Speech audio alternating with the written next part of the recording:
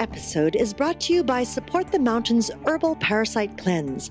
This formula targets the small and large intestinal tracts and larvae, the most broad-spectrum formula available today.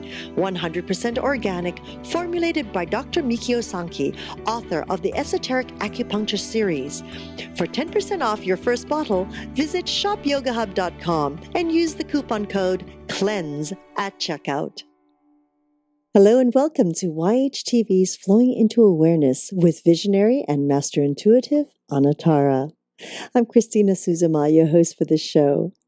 This is episode 39, Your Entourage of Quantum Helpmates. And let us welcome Anatara. Hello, Christina. Hello, Anatara. I'm excited about this show. Mm-hmm. How are your helpmates today? yes. I really. Let me ask them. I'll be back. No. Okay. So an entourage of quantum helpmates. What is that really? I love the word entourage, which is, I didn't coin it, for this particular application, but as soon as I heard it, I knew that it perfectly explained and depicted how I feel about all of the assistants and guides and helpmates that participate in my life, that are always walking with me in tandem, or always working with me in unison to create everything that goes on for me. So the entourage of quantum helpmates, what do they do? Who are they? How do we relate to them? How do we know them? I'm wary of using the word quantum too frequently, but I think that for me, in this association, it means that part of our energetic existence that is always relating to all of the other parts of the energetic existences of all things: plant, mineral, animal, human. So the quantumness is about being in the field of perfect creativity, perfect creation, where this entourage that I'm speaking about, this entourage that's here to determine things for us, decipher things for us, translate things for us, bring things to us, where they work unhindered and unencumbered, as we do ourselves, while perfectly in the quantum reality of all that we are. So this entourage of helpmates, they know us better than we know ourselves, because they don't have any filters of our human sort of the way we look at ourselves, the way that we describe things can take on a very sort of human bent to it. It can be twisted and maneuvered by what we think, rather more so than how we feel about these lives of ours. So if this entourage of ours really does exist in a place where it isn't affected by the human condition or the human thoughts, if they really do exist in a place of greater, and sometimes I would like to call it angelic perspective, then they aren't tainted by all of those impositions of being that we place on us as humans. So this entourage, did we ask for them to be here with us? Sometimes. Do we call on specific members of that grand assembly or that entourage that is ours? Sometimes. Yes. Do they help us even when we aren't looking for them or reaching out to them? Always. and the benefit of coming to know them more personally, the benefit of creating a dialogue with them, is completely about our accessing that truth which lies and flows within us at a far more dynamic level than we could or do usually without being in touch with our entourage. So we've spoken before about reaching out to our intuitive nature, reaching out to our intuitive side, reaching out to those things around us that we don't always see, to get guidance and to get assistance in this life, in these choices that we make. So let's work with the absolute knowing that we are surrounded by this entourage all the time. And when I say surrounded, I mean that they are in us, they are inside us, they are a part of us. They're better than we can know ourselves because they aren't looking through the filters that I look at myself through as a person. So, how about asking them to help us? How about asking them to give us a little guidance here and there? How about asking and then listening to what they have to say about it so that we make choices that are far more compatible with and supportive of our true nature, of that contribution that we feel we are here to make, that we spoke about in our last session? So the entourage. When I say the word entourage, what happens for you? Can you feel that there is a group of beings, of guides, of helpmates, of friends that is you and knows you beyond anything else? Can you feel the absolute safety in knowing and believing that you are that supported? Can you trust the things that happen to you and the things that come to you? Trust that they will be in alignment with what you need and what you want when your entourage is supporting you and making available all sorts of opportunity for you. And when I say that they make opportunity available, what I also mean is that they show us what opportunities are not that valuable to us. I often start out my day by saying, okay, entourage, here's the new day. This is what I had planned for today. These are some of the things I was considering. And what do you have to say about any of these things? What can you show me or tell me or allow me to feel that will help guide me through the choices of the options I've laid out for myself? Sometimes I get a direct answer. Sometimes I have a feeling. Sometimes I just think, oh, that was a weird thought. Why would I have thought I wanted to do that? And those are all the signals that the entourage is interjecting into my concept of self and life, what they can see from their perspective. I talk frequently about finding the feeling and knowing that we are never, ever, ever alone. When you know that you have not just one or two guides, one or two spirits with you, one or two angels with you, when you know that there's an entourage of beings, many, many multi-layered, multi-level beings working with you, looking at you, supporting you, loving you all the time, that sense of aloneness can slip away even more easily than it might have if you didn't know some of the detail.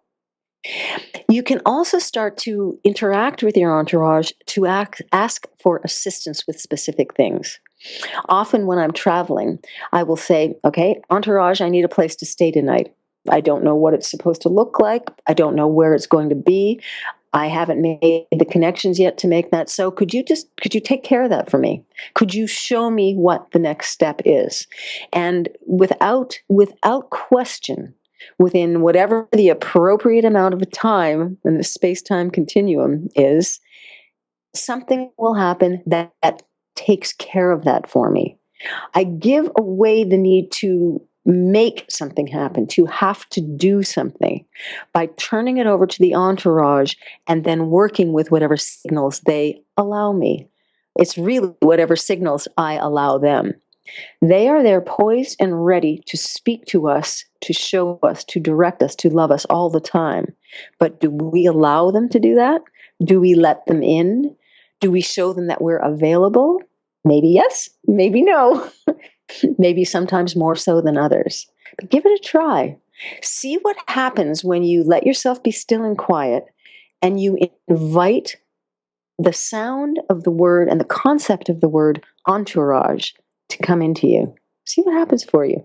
And then start playing with it, open to it.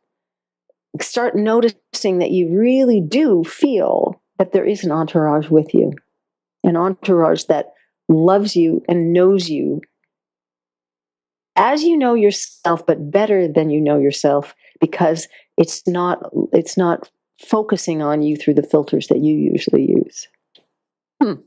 Wonderful, Anatara. Now, I know that the first thoughts that are going to come into people's mind is like something you brought up a little earlier about who is this entourage? Now, would it be a makeup of individuals that we've loved and have crossed over? Would it be, generations of other beings that have surrounded us before, and is just there for us? Yes, yes to all of it. The entourage to me, or one's entourage to me, is it's an all-encompassing term for everything from any source possible that is available for us, that supports and guides and loves and knows us. You could think of it as a legion of angels. You could think of it as not an army, because I don't like the concept that we're fighting something, but as a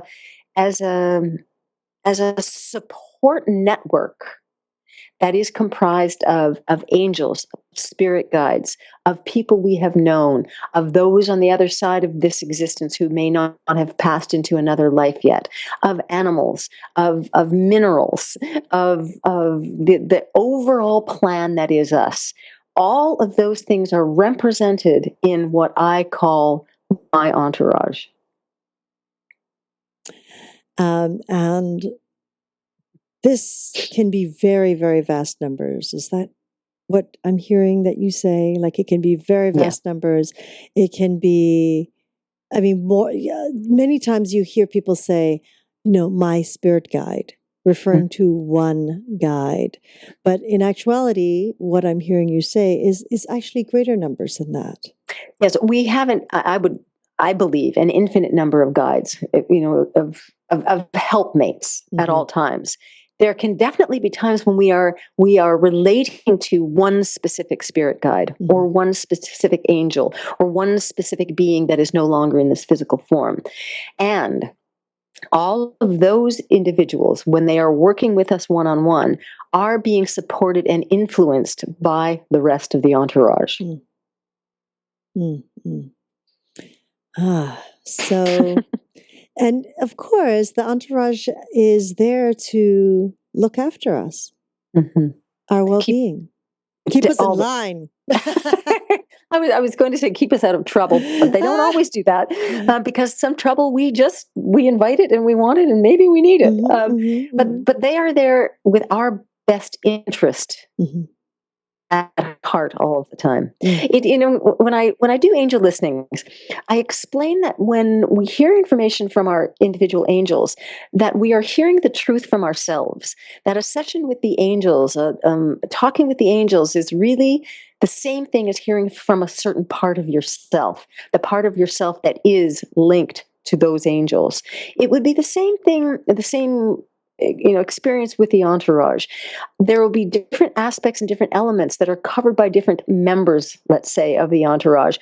But overall, it is all of that energy and all of that support and all of that information is us already. We do know it already, and it is here to keep us in that stream, keep us in that flow, keep us knowing how we are, how we're progressing, how we're related, how we're safe, how we can trust what's around us, and that we're not alone.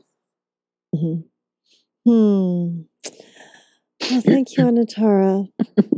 It's time to go party with my entourage. It's quite amazing. It's quite amazing to be able to connect and be aware that they're always there.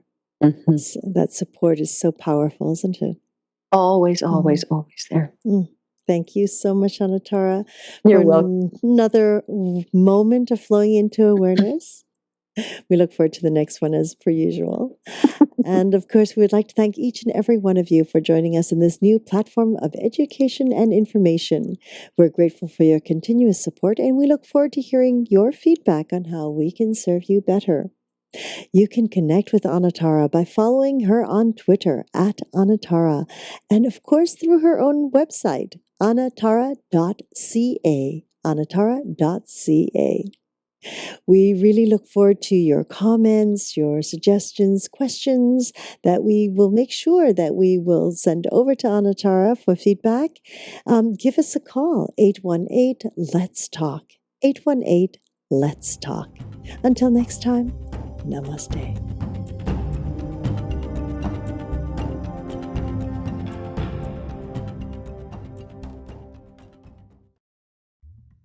What would be the process that an adult or a young person at this point listening to this show suddenly gets interested in becoming a master intuitive or just becoming intuitive for themselves? Sure. What are the first few steps that one should take? The very first and most important thing is to trust. And I'll show how that develops. So you trust and you believe, even though you don't necessarily have to firmly believe it,